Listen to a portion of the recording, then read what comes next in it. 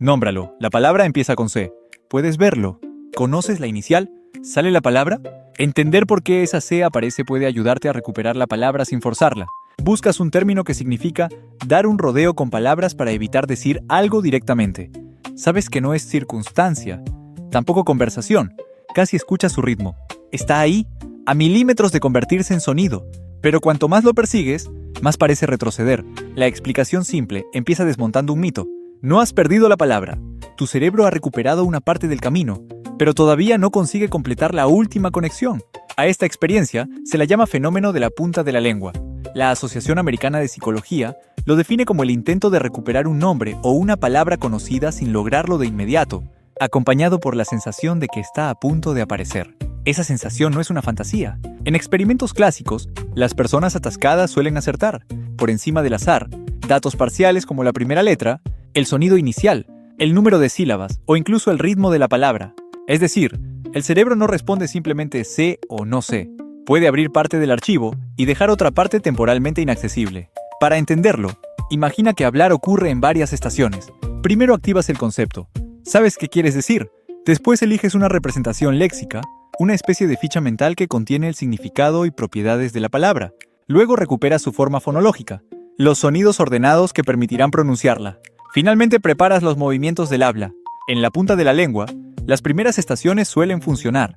Reconoces la definición, puedes describir ejemplos y sabes que otra palabra propuesta no es la correcta. El atasco aparece sobre todo al convertir esa ficha en una secuencia completa de sonidos. Por eso recordar la C importa. Es una señal de acceso fonológico parcial. No tienes la palabra entera, pero sí una pieza de su envoltorio sonoro. La realidad es menos parecida a buscar un documento intacto en un cajón y más parecida a encender una red de luces. El significado ilumina unas conexiones, la inicial, otras, la cantidad de sílabas, otras. Cuando la activación conjunta supera cierto umbral, la palabra sale. Si algunas conexiones están débiles, recibes destellos suficientes para reconocer la respuesta cuando aparezca, pero no para producirla por tu cuenta. Aquí surge una distinción fascinante.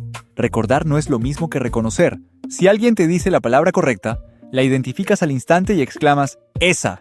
Pero un segundo antes no podías generarla. Reconocer es más fácil porque el estímulo externo ya entrega los sonidos y tu cerebro solo debe compararlos con lo almacenado.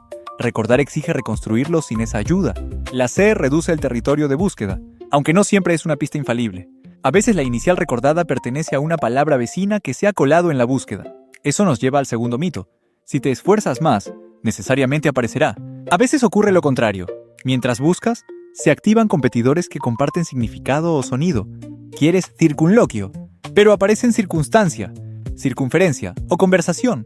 Estos intrusos no son respuestas aleatorias. Revelan las rutas que tu cerebro está explorando. El problema es que repetir uno de ellos puede reforzarlo temporalmente.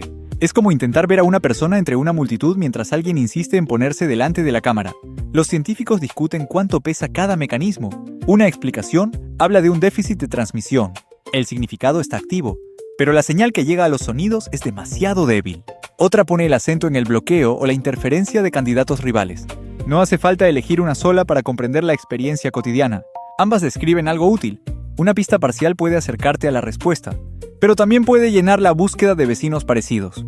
La primera letra abre la puerta correcta y, al mismo tiempo, invita a demasiadas palabras que empiezan igual. La investigación cerebral añade otra capa. Trabajos publicados en Journal of Cognitive Neuroscience han observado que, durante estos episodios, participan regiones vinculadas con la recuperación del lenguaje y el control del conflicto, entre ellas zonas frontales izquierdas y la corteza cingulada anterior.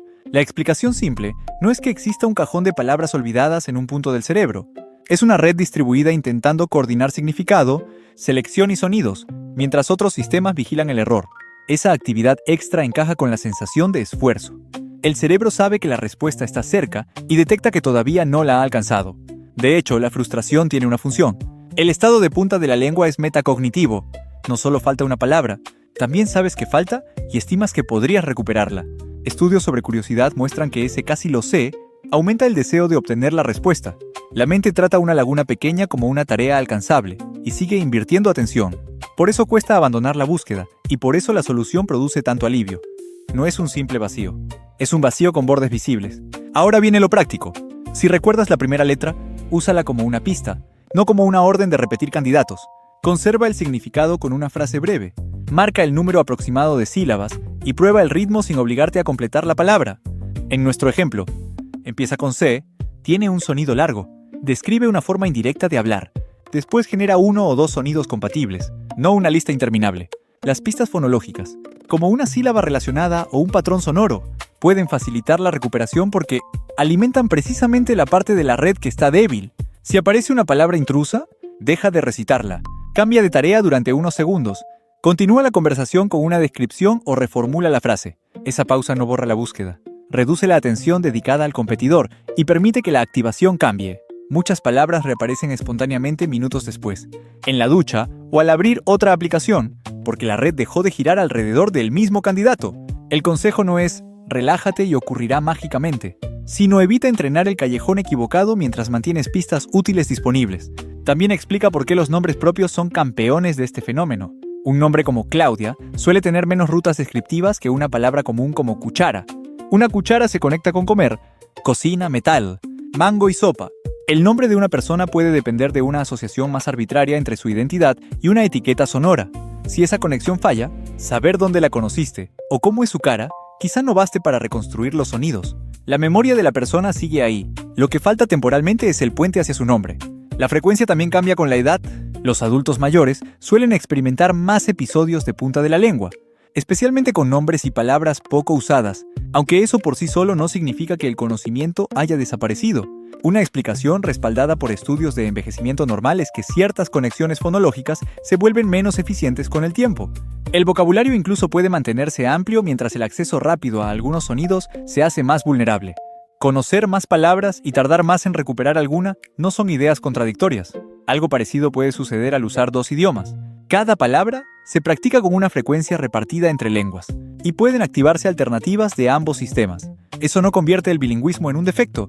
Muestra que recuperar una palabra depende de cuánto y en qué contexto se usa. La red lingüística se adapta a dos repertorios, con enormes ventajas comunicativas, aunque en ciertos momentos de producción pueda haber más competencia o conexiones menos frecuentes para una forma concreta. Y aquí aparece la parte más extraña. La C que recuerdas es evidencia tanto del fallo como del éxito. Señala que no completaste la palabra, pero también demuestra que tu cerebro llegó muy lejos. Activó el concepto, descartó opciones incorrectas, recuperó un fragmento sonoro y encendió un sistema de vigilancia que te avisa de la cercanía. La punta de la lengua no es silencio mental, es una búsqueda parcialmente visible desde dentro. La palabra del comienzo era circunloquio. Si apareció antes de leerla, sentiste cómo varias pistas terminaron alineándose. Si no apareció, seguramente la reconociste de inmediato, y esa diferencia resume todo el fenómeno. La próxima vez que una palabra empiece con C y se niegue a salir, no interpretes la pausa como un agujero en tu memoria. Trátala como un mapa con una ruta iluminada a medias. Conserva el significado, prueba una pista sonora, aparta a los intrusos y dale espacio. A veces recordar no consiste en empujar más fuerte, sino en permitir que la última conexión encuentre su turno. Sígueme para más historias como esta.